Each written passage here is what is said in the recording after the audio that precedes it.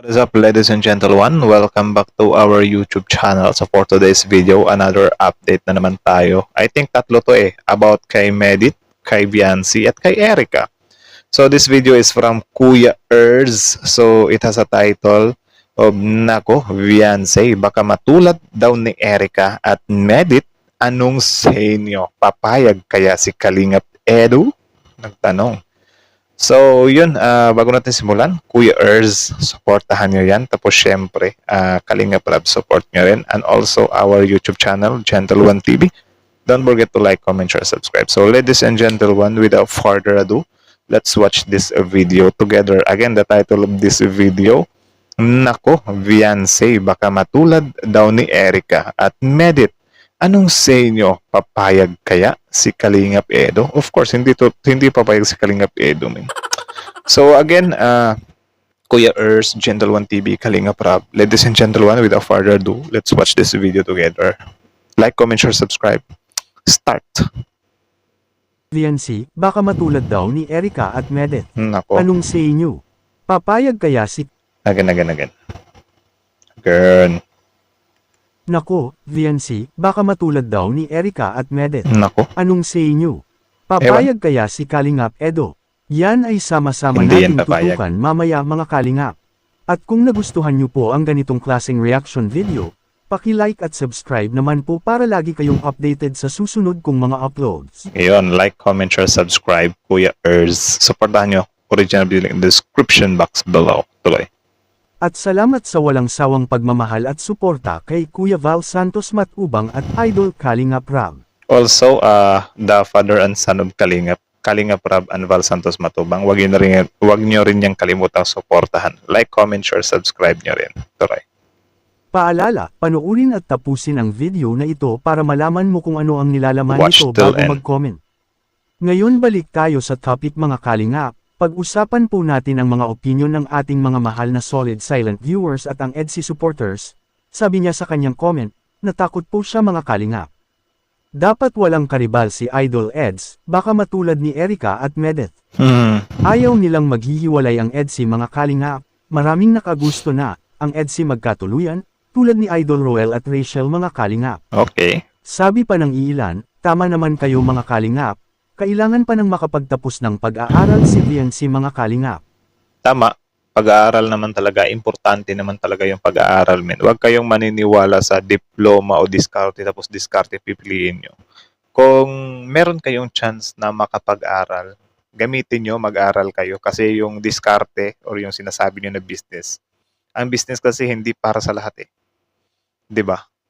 Kasi yung mga nakikita nyo mga negosyante, yung sasabihin nyo na, oh, grade 2 lang yan o naging negosyante. Men, kung hindi nyo alam yung totally pinagdaanan ng taong yan.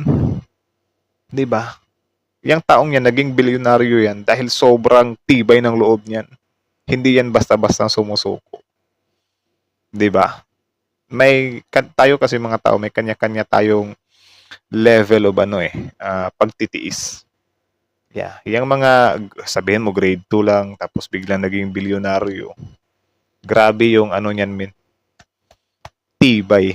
Kaya kayo since wala pa naman kayo diyan sa sitwasyong 'yan or sa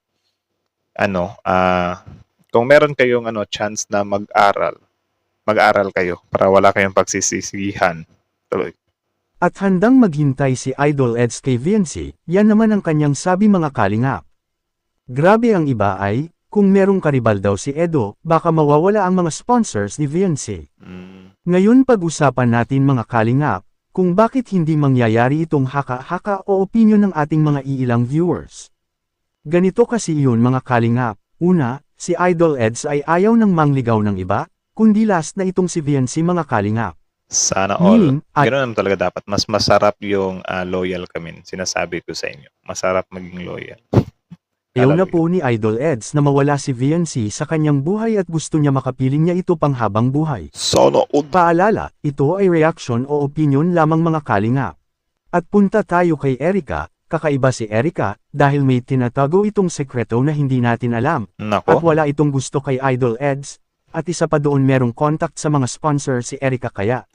Silaw siya sa isang sponsor na bibigyan siya ng 500,000 pesos at ito. Yun lang. Yun lang. nasilaw. Sayang. ay binabawi ni Sir Jun A, dahil ayaw na niyang magpa-vlog, dahil meron na pala itong masamang plano.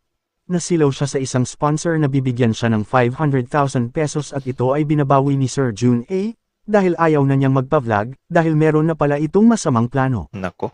Kaya kakaiba si VNC, na wala ni Erica. Si VNC kasi ay hindi direct sa mga sponsors at wala itong sekreto kay Kalingap Rab, Nako. kaya lahat ng may mga gustong magbibigay ni VNC ay idaan muna ito kay Kalingap Rab.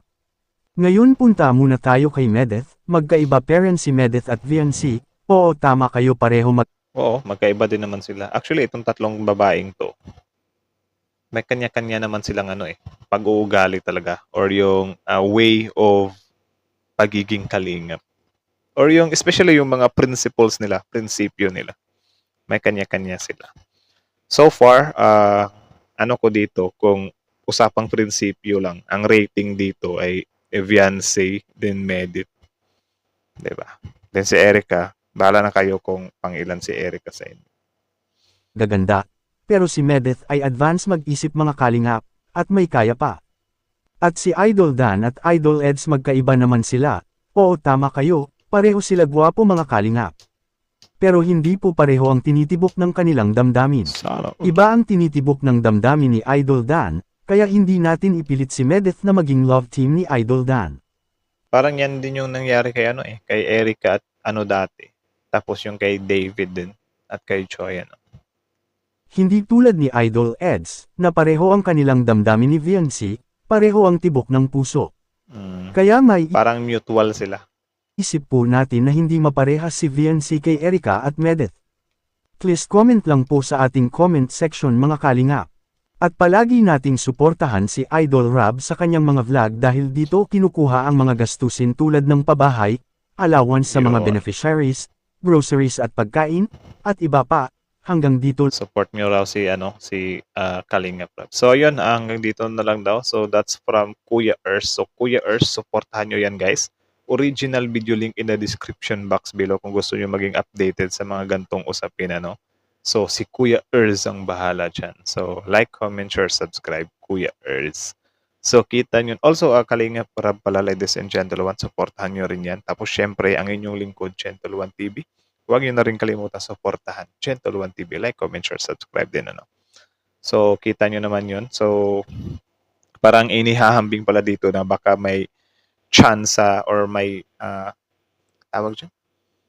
May instances na matulad si Viancy kay Erica at kay Medit. Pero yun, nung sa part ni Erica, parang malabong matulad si Viancy kasi yun nga, nasilaw si Erica sa sponsorship. While Viancy, hindi talaga siya nag-i-entertain ng mga magme-message sa kanya ng mga wakwak. Yan, yung wakwakin siya. Hindi talaga umuubra kay Viancy yun. Kasi yun nga, malaki yung respeto niya kay Kalingap Rab. So si Medit naman, ang naman ni Medit ay yung hindi nga yung tawag dyan. May mental back ako. Si Medit kasi, malayo si Medit. Nasa Naga si Medit, men. Malayo siya. Tapos yun si Kalingap Dan, hindi natin alam kung ano talaga yung pinaka-roots talaga. Yun nga, sabi naman dito na iba yung tinitibok ng puso ni Kalingap Dan. Hindi natin alam kung ano talaga kasi ang unang sinabi naman is about naman dun sa yun nga, malayo nga si Medit So sa sponsor naman, yung pagtanggap ni Medit ng pera galing sa sponsor ay authorized naman yun ni Mr. Kalingap Rab. So goods yun. Tapos yun, bigla na lang ng nag-change na nga ng route si Medit ngayon So sana nga since nakita naman natin kung gaano ka solid talaga yung ang tawag diyan. Kakalimot ako ng mga words Gaano talaga ka-solid yung ni Viancy sa Kalingap. Commitment ba? Basta correct me if I'm wrong na lang. Is talaga yan, min? I think tatagal talaga si Viancy dyan. Siguro na lang o pwera na lang siguro if may mga other reasons, 'di ba?